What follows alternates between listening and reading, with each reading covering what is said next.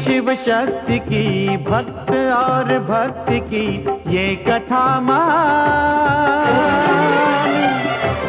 शिव महापुराण, शिव महापुराण, शिव महापुराण। ओम नमः शिवाय, नमः शिवाय, ओम नमः शिवाय, नमः शिवाय, नमः शिवाय, ओम नमः शिवाय, नमः शिवाय, नमः शिवाय।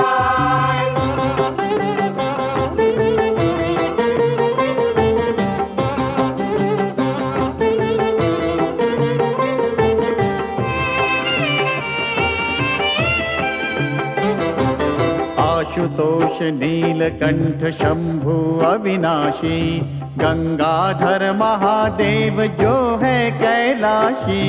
आशुतोष नीलकंठ शंभु अविनाशी, गंगाधर महादेव जो है कैलाशी। शिव का बस नाम ही, भक्ति और ध्यान ही कर दे कल्याण। शिव महापुराण, शिव महापुराण, शिव महापुराण। ओम नमः शिवाय, नमः शिवाय, नमः शिवाय, ओम नमः शिवाय, नमः शिवाय, नमः शिवाय, ओम नमः शिवाय, नमः शिवाय, नमः शिवाय। शिव महापुराण, शिव महापुराण, शिव महापुराण, शिव महापुराण, शिव महापुराण।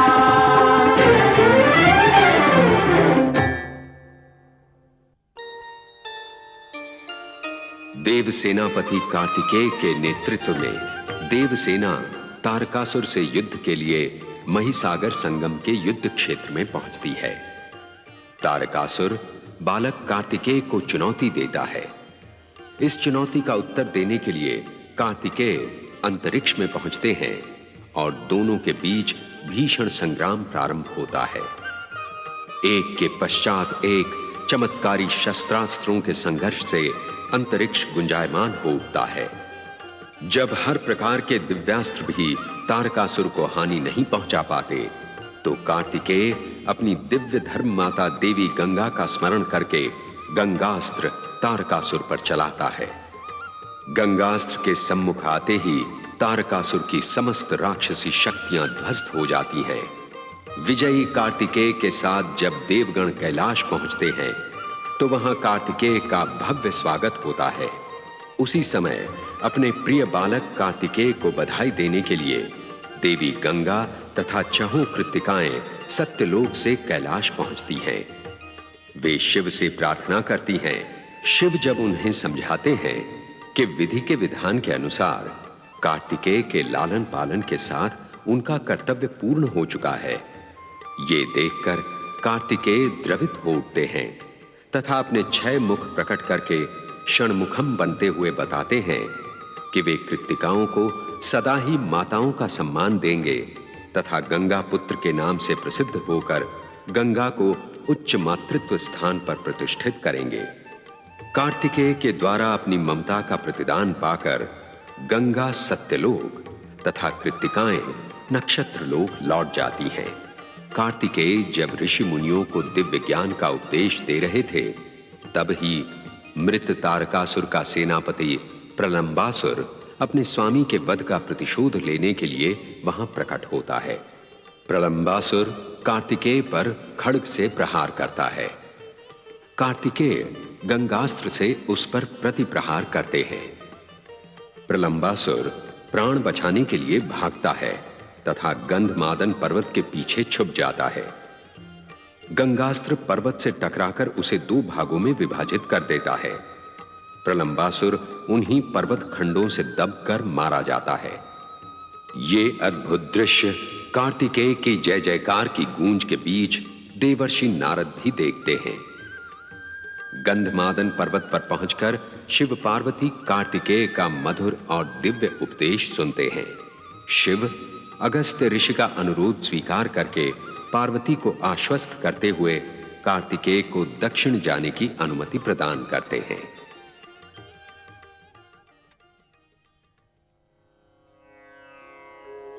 देवी पार्वती का स्नेहमय वात्सल्य उन्हें उद्वेलित करने लगता है।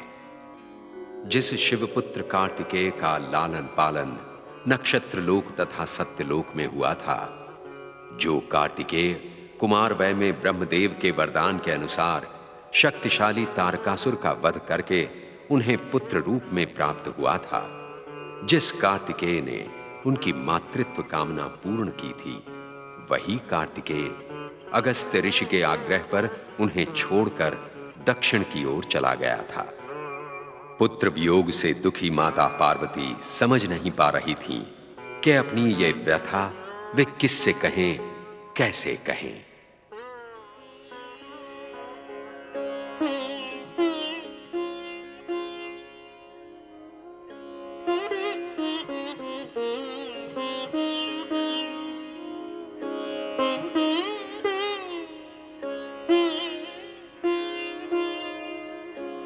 माते, माते। कार्तिकेय, बेटा कार्तिकेय, कहाँ हो तुम? कार्तिकेय, कार्तिकेय। सखी, किसे पुकार रही हो?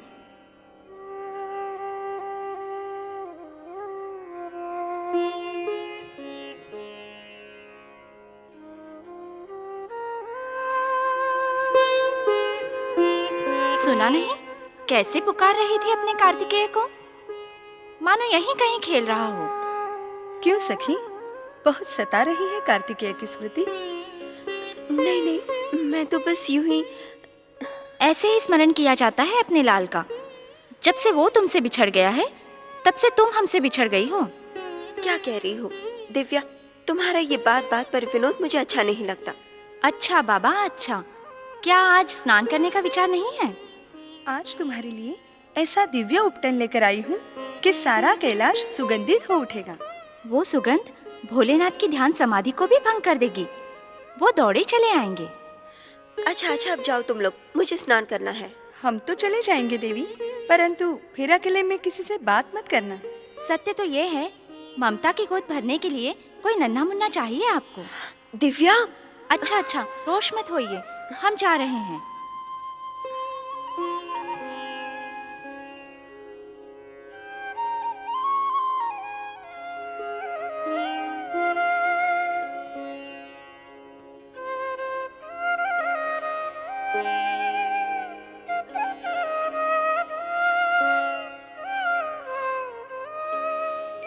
माँ, पुत्र, माँ, पुत्र।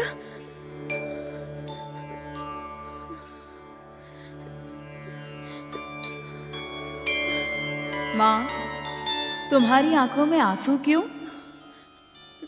मैं तो तुम्हारे पास ही हूँ, तुम्हारे अंतर में, तुम्हारी ममता की जगमगाती ज्योति में। मुझे प्रकट करो माँ, माँ मुझे प्रकट करो, मुझे प्रकट करो माँ।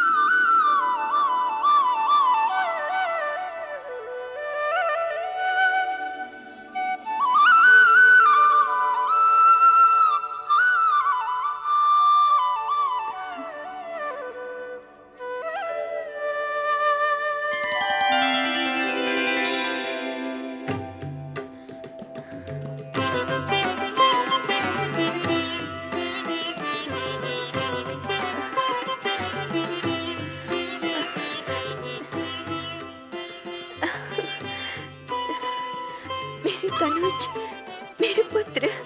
मैं पुत्र हूँ। हाँ पुत्र, तुम मेरे पुत्र हो। मैं तुम्हारी माता हूँ। मैंने तुम्हें उत्पन्न किया है। तुम मेरे हृदय धन हो। मैं हृदय धन हूँ। हाँ पुत्र, तुम मेरे गणनायक गणपति हो। मैं गणपति हूँ। हाँ, कितना सुंदर नाम है तुम्हारा, गणपति। मेरा नाम गणपति है। हाँ पुत्र, अब मेरे स्नान का समय हो गया है। मैं स्नान करने जा रही हूँ।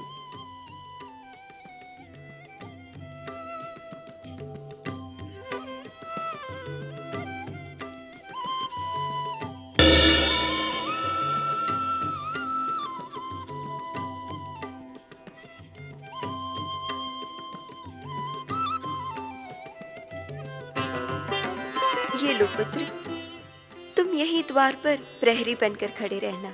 किसी को अंदर ना आने देना। जैसी आपकी आज्ञा माता।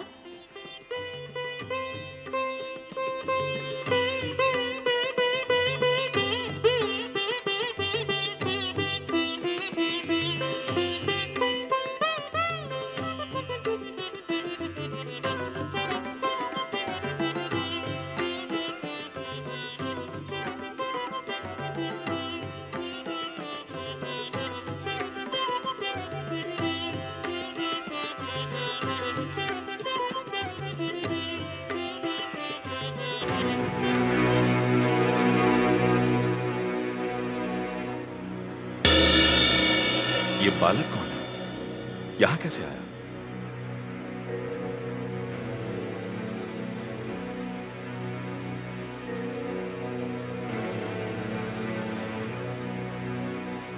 रुक जाइए, रुक जाइए। हमें भीतर जाने से रोकने वाले कौन हो तुम? अपनी माता का पुत्र गणपति। गणपति? किसने बनाया तुम्हें गणपति? मेरी माता ने। वो दंड बालक जानता है तो किसे रोक रहा है? हट जा हमारे मार्ग से। रुक जाइए। मैं यहाँ हटने के लिए नहीं, हटाने के लिए नियुक्त किया गया हूँ। किसने नियुक्त किया है तुझे यहाँ? मैं यहाँ अपनी माता द्वारा नियुक्त किया गया हूँ। मेरी माता के कक्ष में प्रवेश निषिद्ध है। लौट जाइए।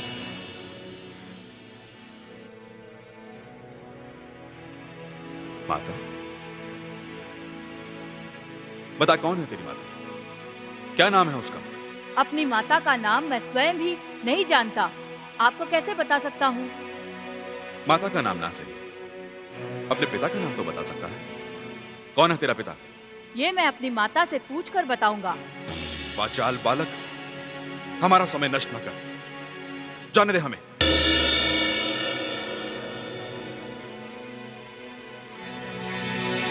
मैं आपसे कह चुका हूँ कि मैं आपको प्रवेश नहीं करने दूंगा।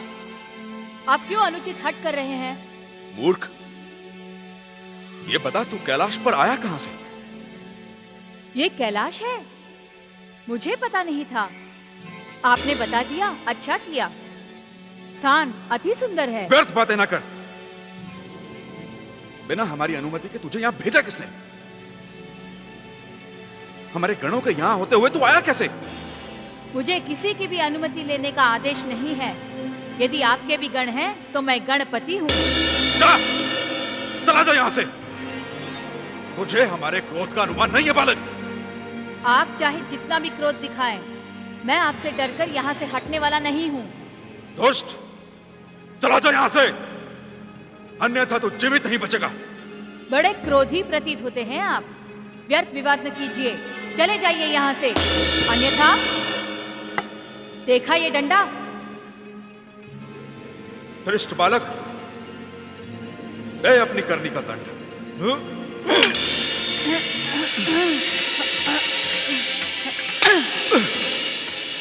आओ।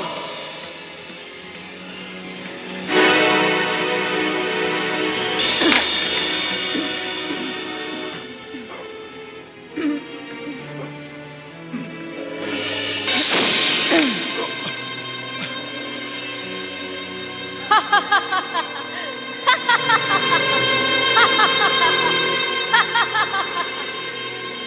आओ।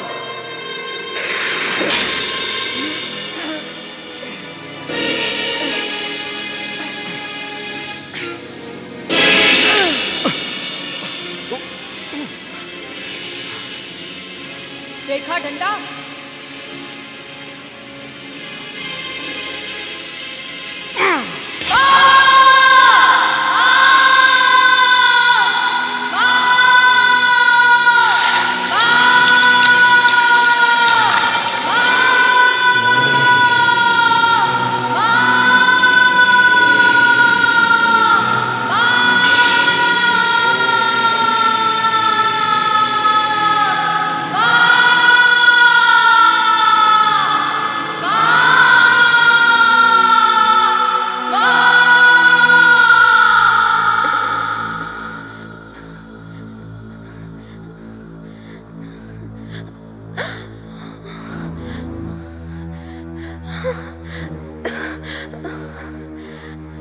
गणेश, गणेश, मेरे पुत्र, तेरा शिरक छेद करने का साहस किसने किया?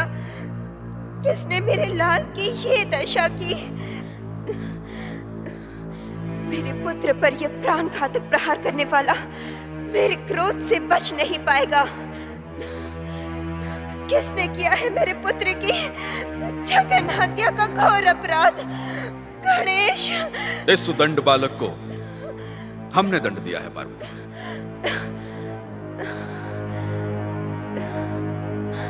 आपने?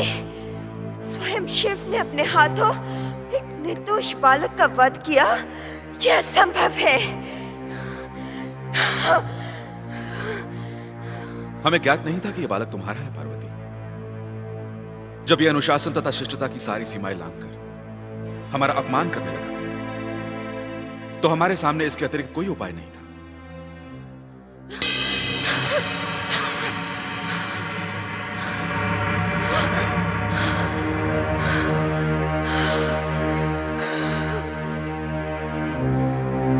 मेरा पुत्र मेरे प्राणों से भी अधिक प्रिय था। यदि इसे पुनः जीवित न किया गया तो मेरा क्रोध प्रलय मचा देगा।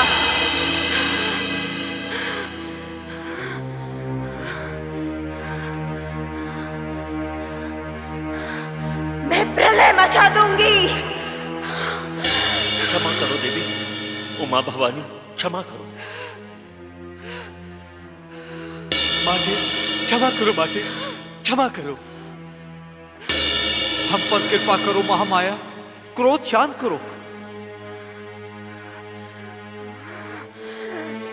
हम आपसे प्रार्थना करते हैं माता, कृपया शांत हो जाइए।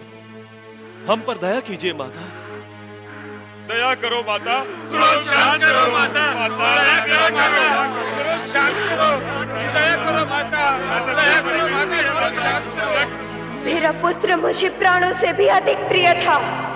यदि इसे पुनः जीवित न किया गया तो मेरे क्रोध का परिणाम भयंकर होगा। महादेव, अब आप ही कोई उपाय कीजिए, बालक को प्राण दान दीजिए, अन्यथा। विष्णुदेव, बालक को जीवन दान देना तो संभव है, परंतु कटा हुआ शीश प्राप्त करना असंभव है। शीश गोलोक पहुंच चुका है। इस विकट समस्या का समाधान आप ही कर सकते हैं महादेव। जगत कल्याण के लिए बालक को प्राणदान देना ही होगा। आपकी कृपा दृष्टि से सृष्टि का निर्माण हुआ है। आप चराचर के स्वामी हैं। आपके लिए कुछ भी असंभव नहीं है भोलेनाथ। जो कुछ भी होता है वो विधाता की रचना के अनुसार ही होता है। बालक का शीश प्राप्त करना तो असंभव है, जीवन दान अवश्य दिया जा सकता है। इस कार्य के लिए आपको मेरी सहायता करनी होगी श्रीहरि। आप आज्ञा दीजिए महेश्वर। जगत कल्याण हेतु मैं हर सेवा के लिए उपस्थित हूं। आप उत्तर दिशा जाइए। जो भी प्रथम प्राणी आपको उत्तराभिमुख मिले उसका मस्तक ले आइए। जो आज्ञा महेश्वर।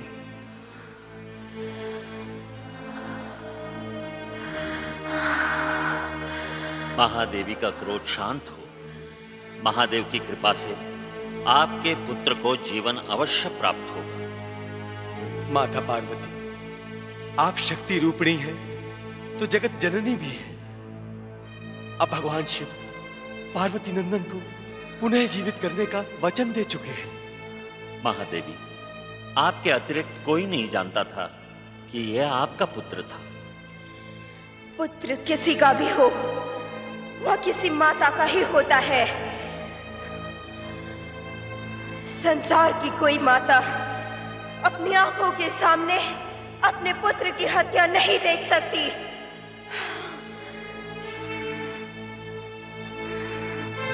जगत कल्याणी माता, हम सब आपसे करबद्ध प्रार्थना करते हैं, हम पर कृपा कीजिए, अपना क्रोध शांत कीजिए।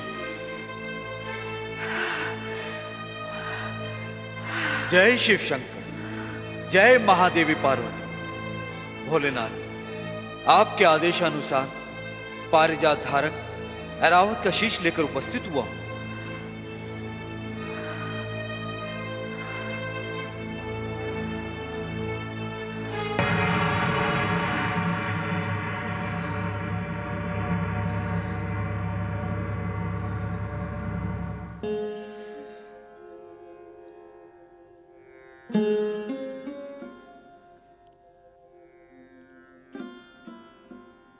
नहीं नहीं नहीं, मेरा पुत्र देवमुखी था, वो पशुमुखी कदापि नहीं हो सकता। नहीं देवी पार्वती, विधि के विधान एवं मर्यादा के अनुसार हमारा यह बालक गजानन का रूप ही धारण करेगा।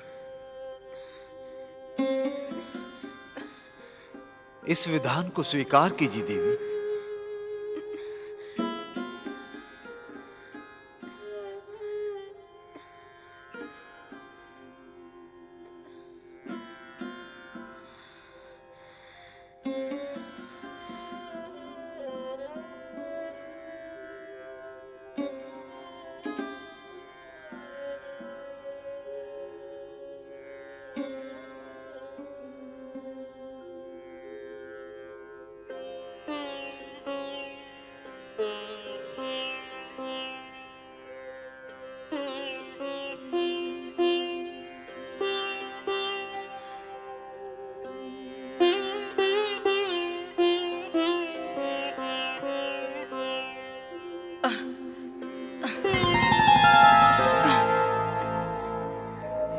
माता, माता,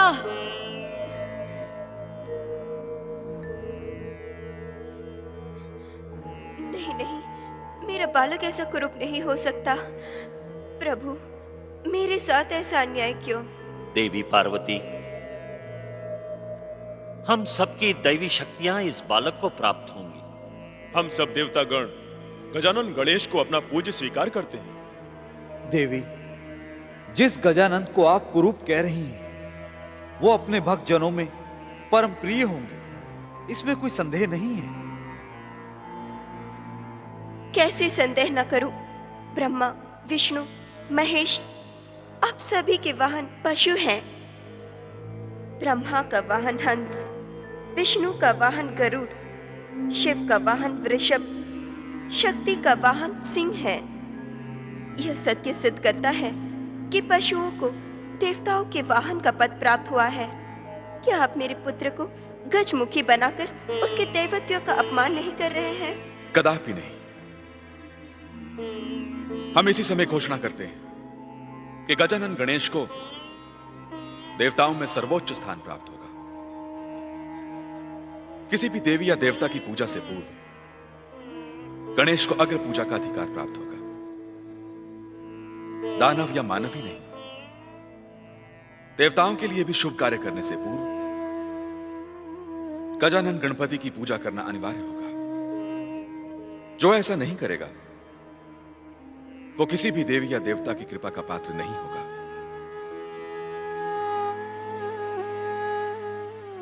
शिव पार्वती नंदन गजानन गणेश की जय। हमारा गणेश बुद्धि में सर्वश्रेष्ठ, सिद्धिदाताओं में सर्वोत्तम, विघ्नहर्ता सुखकर्ता देवता के रूप में सर्वोच्च स्थान प्राप्त करेगा। बुद्धि सिद्धि दाता, विघ्नहर्ता, सुख करता गजानन गणेश की।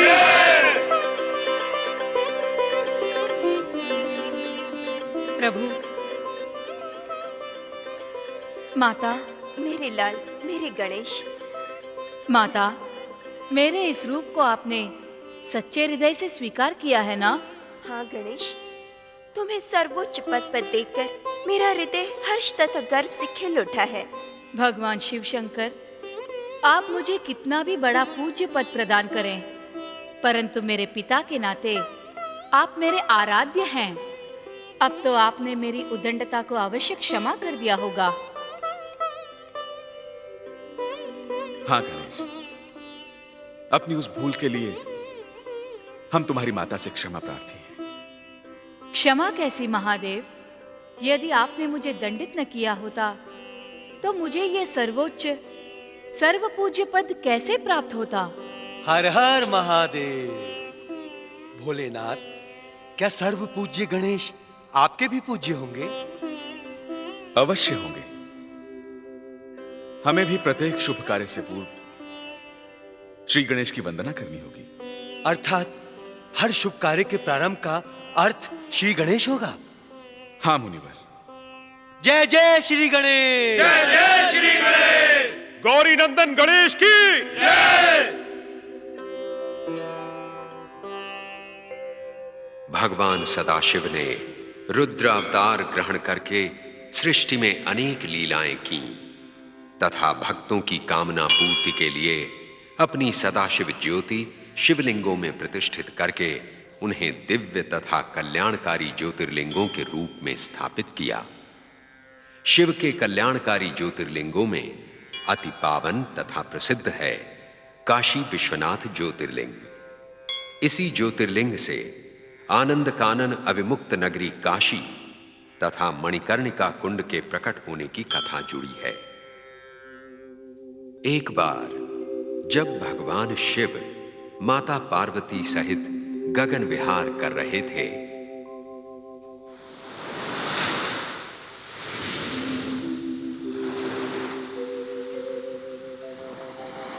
क्या देख रही हो देवी? आपकी आज्ञा से ब्रह्मदेव द्वारा निर्मित इस सृष्टि का अवलोकन कर रही हूँ स्वामी। सृष्टि का अवलोकन? शिव संगिनी, तुम तो शक्ति का अवतार हो। सारी सृष्टि के कण कण में शक्ति समाई हुई है, फिर अवलोकन कैसा?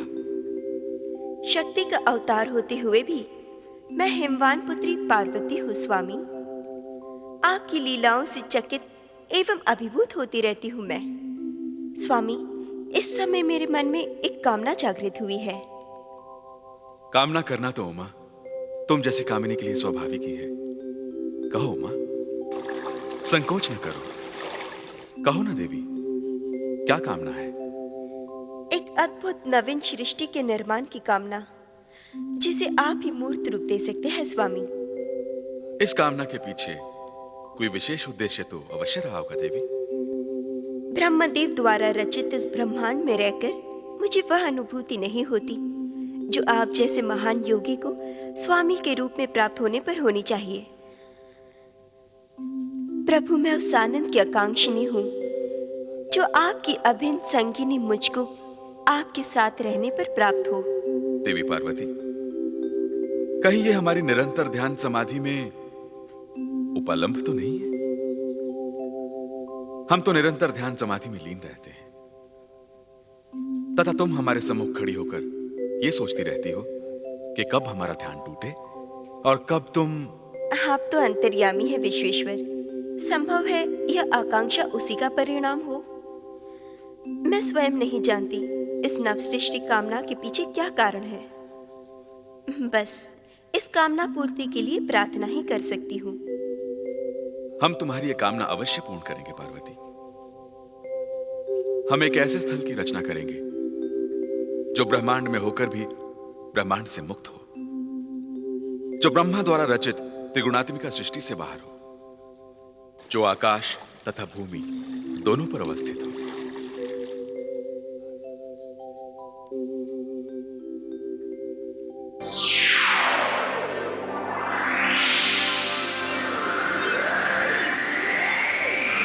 पार्वती की प्रार्थना को स्वीकार करते हुए महेश्वर शिव अपना त्रिशूल अंतरिक्ष में प्रक्षेपित करके उस पर ब्रह्मा निर्मित सृष्टि से अलग आनंद कानन की रचना करते हैं। ये आनंद कानन अद्भुत, आनंद प्रदायक, सुंदर तथा मनोहर था। पार्वती इसे देखते ही विमुग्ध हो जाती हैं। इस आनंद कानन का अन्य नाम था काशिका, अर्थात मुक्ति नगरी काशी। ये आनंद कानन है देवी। आओ, तुम्हारी कामना की पूर्ति के लिए यहां आनंद विहार करें।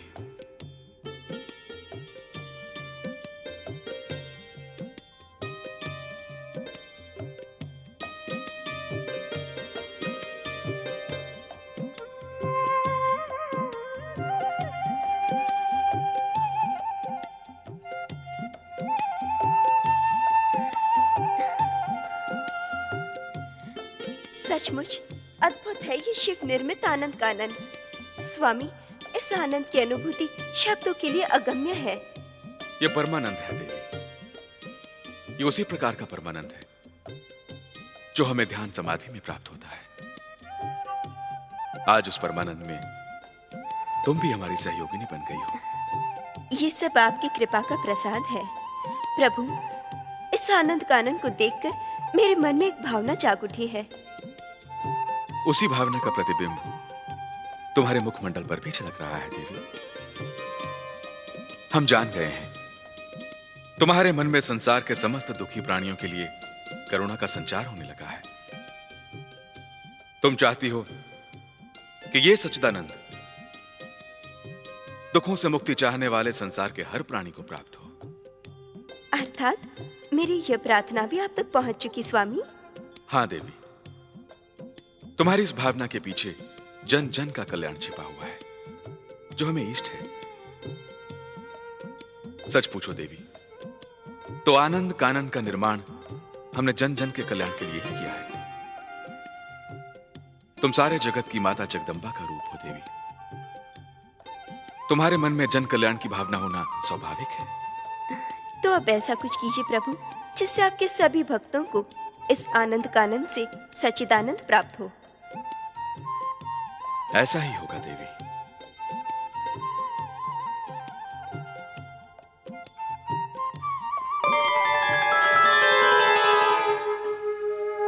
मेरे लिए क्या आज्ञा है परमेश्वर? वेद पुरुष, आप अपने तपोबल युक्त निश्वास से अपौरुषीय वेदों को प्रकट करें। वेद इस समय सत्य लोक में है।